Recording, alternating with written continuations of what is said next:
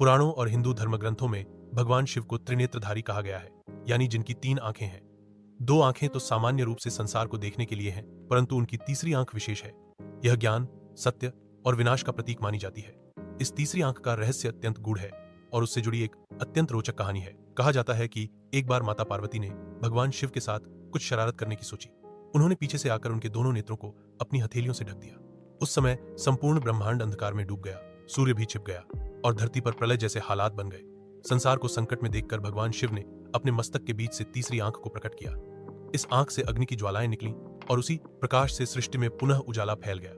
उस दिन से यह माना जाने लगा कि भगवान शिव की तीसरी आंख चेतना, आत्मज्ञान और दिव्य शक्ति का प्रतीक है। एक अन्य कथा के अनुसार भगवान शिव की तीसरी आंख क्रोध का भी प्रतीक है।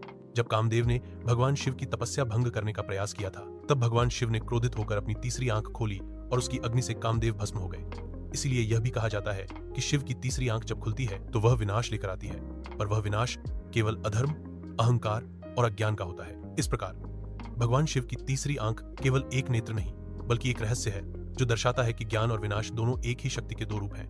जब संसार संतुलन खोता है, तब तीसरी आंख की शक्ति जागृत होती है और सत्य की स्थापना होती है।